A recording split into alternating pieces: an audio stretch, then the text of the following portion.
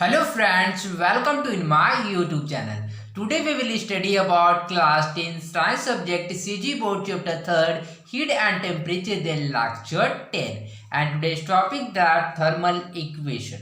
Hello दोस्तों, आप सभी का मेरे YouTube चैनल में स्वागत है।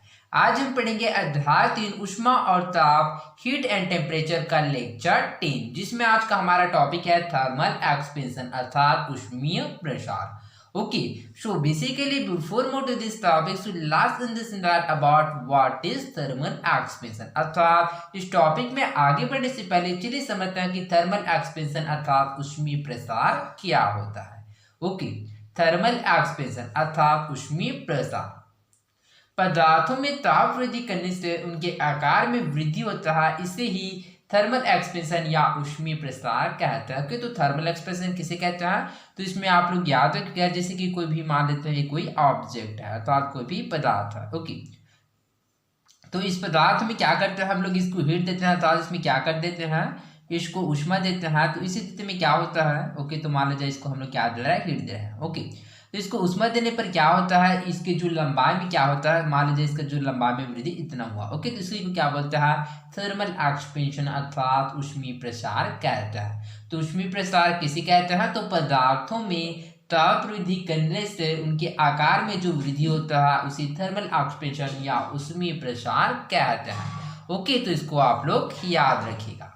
ओके, तो इसके साथ ही आप लोग याद रखिएगा कि जो ठोसों में यह वृद्धि लंबाई में होता है, क्षेत्रफल में होता है तथा आयतन में होता है, जबकि द्रव तथा गैसों में यह प्रसार केवल आयतन में ही होता है। क्यों, क्योंकि द्रव तथा गैस के कोई निश्चित आकार नहीं होता है। ओके, तो इसको आप लोग याद रखिएगा। तो चलिए आगे बढ़ते हैं।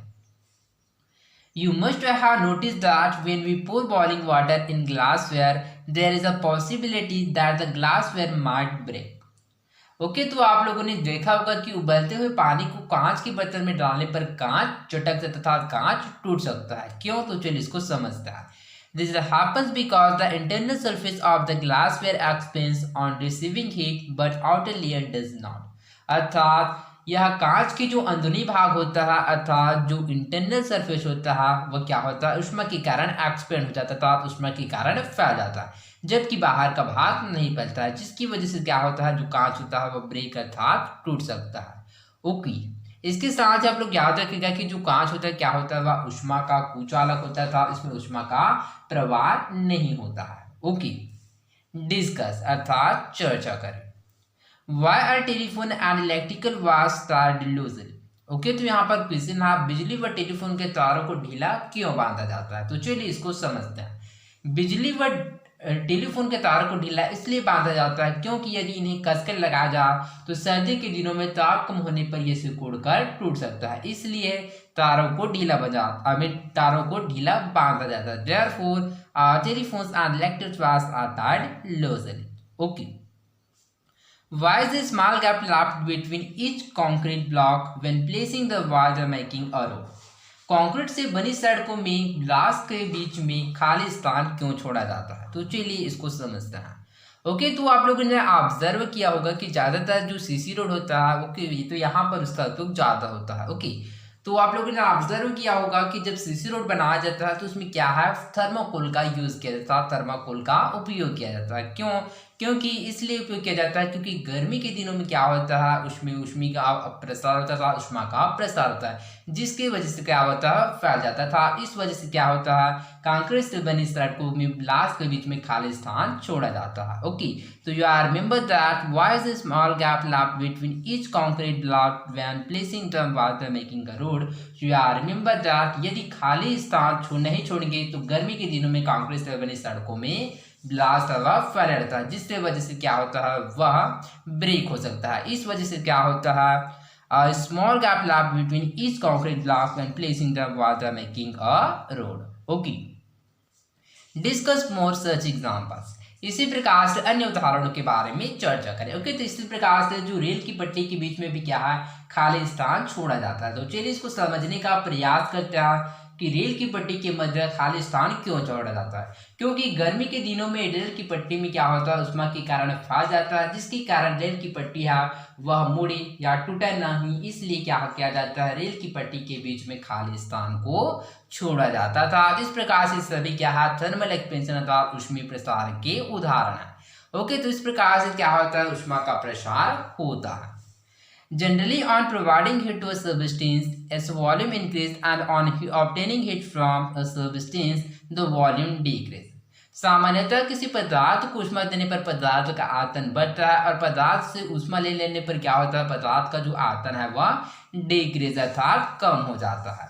Okay, heat expansion in a solid substance, ठोस पदार्थों में ऊष्मीय प्रसार। ओके, तो चलिए समझते हैं कि ठोस पदार्थों में ऊष्मीय प्रसार अर्थात ऊष्मा का प्रसार किस प्रकार से होता है। Okay, first coefficient of linear expansion, रेखीय प्रसार गुणांक। Okay,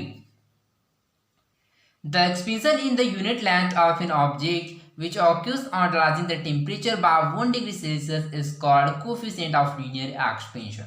okay, so what is known of the coefficient of linear expansion. तो इसमें आप लोग याद रखेगा किसी वस्तु की लंबाई में वह प्रसार जो वस्तु की इकाई लंबाई के क्षण में 1 डिग्री सेल्सियस तक बढ़ाने पर होता है कोफिशिएंट ऑफ लीनियर एक्सपेंशन अर्थात रेखीय प्रसार गुणांक कहलाता। This is denoted by alpha. Okay, तो इसको अल्फा से प्रदर्शित किया जाता है। ओके, तो इसका formula alpha equal increase in length divided by initial length multiply increase in temperature अर्थात coefficient of linear expansion equal increase in length अर्थात लंबाई में वृद्धि डिवाइडेड बाय प्रारंभिक लंबाई गुणा ताप में वृद्धि। ओके, जैसे कि यहाँ पर हम लोग चित्रों में देख सकते हैं figure 10A coefficient of linear expansion alpha equal del A divided by L गुणा डेल टी। ओके, तो यहाँ पर देख सकते हैं ये जो क्या कोई भी ऑब्जेक्ट है तो इसका जो इनिशियल लेंथ है वह एल है। जैसे कि क्या करता है इसको हीट देता है तो इस स्थिति में क्या होता है इसकी लेंथ में क्या होता है वह वृद्धि हो जाता था increase in length del A. Okay, तो इस प्रकार से लिख सकते हैं alpha equal del A divided by L multiply del T. Okay, तो यदि हम लोग क्या है डेल एल का मान निकालना चाहे तो हैंस डेल एल इक्वल होगा alpha multiply L multiply del T. Okay, तो यहाँ पर किस प्रकार से तो यहाँ पर हम लोग देख सकते हैं कि जो एल मल्टीप्लाई डेल टी यहाँ पर क्या है डिवाइड में इसको ट्रांसफर करेंगे तो कहाँ चले जाएगा वह क्या मल्टीप्लाई में चले जाएगा। ओके, तो इस प्रकार से हम लोग लिख सकते हैं del L equal alpha multiply L multiply del T. Okay, तो आई होप आप लोगों को समझ आया होगा। तो चलिए आगे बढ़ते हैं। Increase in length equal coefficient of linear expansion multiply initial length multiply increase in temperature अर्थात इंक्रीज इन लेंथ तात्पर्य क्षेत्रफल हमें लंबाई में वृद्धि। ओके, तो लंबाई में वृद्धि equal coefficient of linear expansion अर्थात रेखीय प्रसार गुणांक मल्टीप्लाई प्रारंभिक लंबाई मल्टीप्लाई ताप वृद्धि। Okay, the unit of thermal expansion is पर डिग्री सेल्सियस। ओके, तो इसमें आप लोग याद रखेगा कि जो अल्फा का जो मात्रक होता है वह प्रति डिग्री सेल्सियस होता है। Coefficient of linear expansion for iron is 0.00012 per degree Celsius. Therefore, on rising the temperature by 1 degree Celsius, the length of 1 meter long iron rod increased by 0.00012 metre.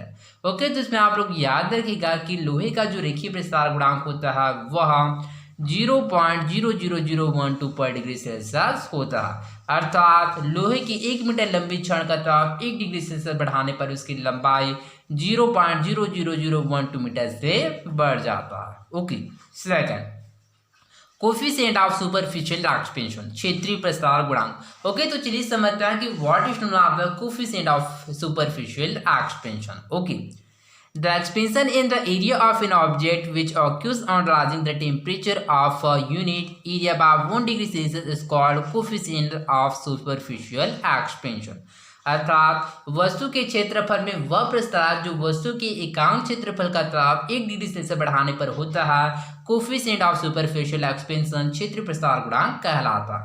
This is denoted by beta. Okay, तो जिसको beta के द्वारा प्रदर्शित किया जाता है। Okay, तो beta equal increase in area divided by initial area multiply increase in temperature अर्थात बीटा इक्वल क्षेत्रफल में वृद्धि डिवाइडेड बाय प्रारंभिक क्षेत्रफल गुणा ताप में वृद्धि।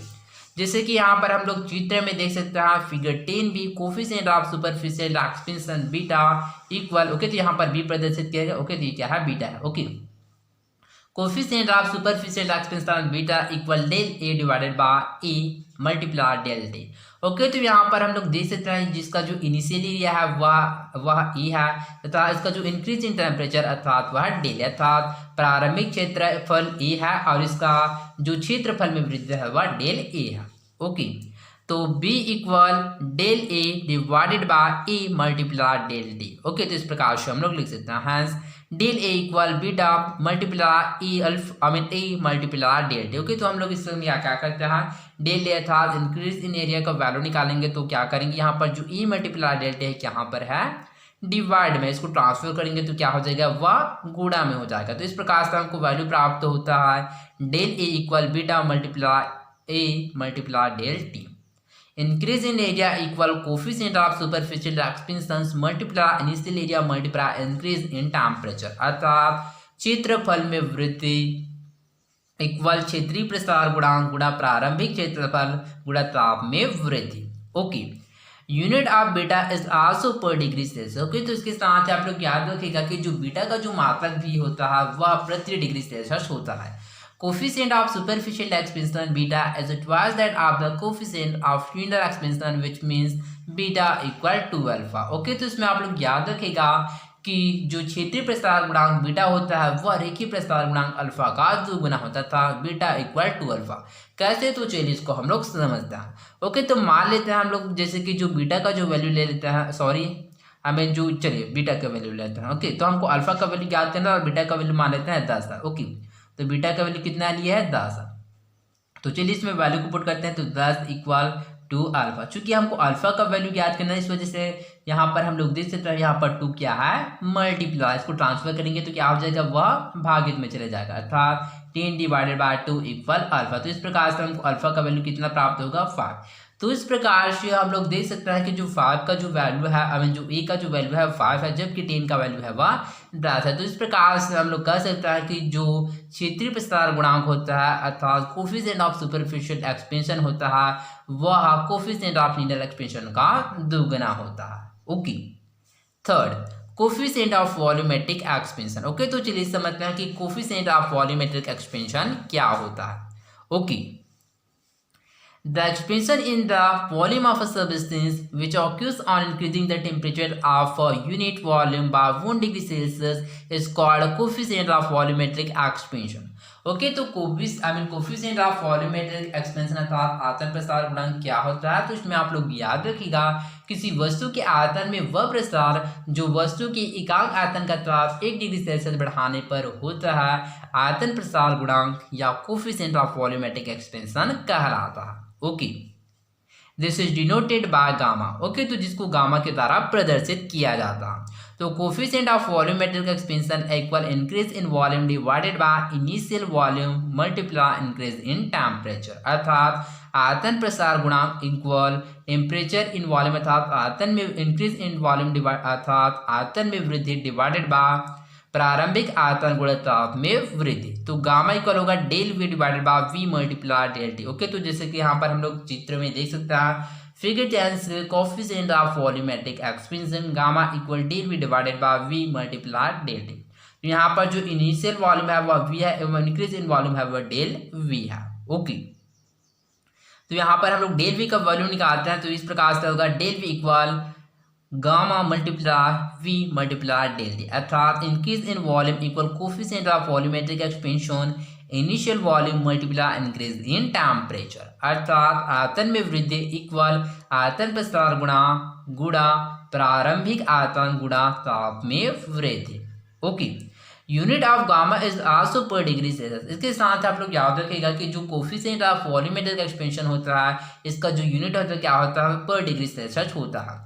Coefficient of volumetric expansion gamma is a third of the coefficient of linear expansion alpha. इसके साथ ही आप लोग याद रखिएगा कि जो कोफिशिएंट ऑफ वॉल्यूमेट्रिक एक्सपेंशन होता है वह कोफिशिएंट ऑफ लीनियर एक्सपेंशन का तिगुना होता है। कैसे, तो चलिए इसको समझते हैं। ओके, तो चलिए इसको समझना है जैसे कि अल्फा इक्वल क्या होता है 3 गामा। ओके, तो चलिए हम यहाँ पर क्या करते हैं अल्फा का वैल्यू निकालते हैं। ओके, तो यहाँ पर जैसे कि यहाँ पर क्या करते हैं हम लोग गामा का वैल्यू चलिए इसको क्या करते हैं हम लोग अल्फा का तो चलिए हम इसको समझने का प्रयास करते हैं कि जो कोफिशिएंट ऑफ वॉल्यूमेट्रिक एक्सपेंशन होता है वह किस प्रकार से कोफिशिएंट ऑफ लिनियर एक्सपेंशन का तिगुना होता है। ओके, तो सॉरी मैंने यहाँ पर फार्मूला गलत लिख दिया था। ओके, इसका जो फार्मूला होगा क्या होगा, वह गामा इक्वल 3 अल्फा होगा। क्यों? क्योंकि जो गामा क्या करता है वह अल्फा का तिगुना होता है। ओके, तो चलिए इसको समझते हैं। ओके, तो चलिए हम क्या करते हैं, अल्फा का वैल्यू निकालने के लिए क्या करते हैं, गामा का जो वैल्यू ले लेता है वह 15 ले लेता है। ओके, तो चलिए इसके वैल्यू को पुट करते हैं 15 इक्वल 3 अल्फा। चूंकि हमको अल्फा का वैल्यू ज्ञात करना है तो अल्फा को एक साइड रखते हैं, तो 15 डिवाइडेड बाय 3।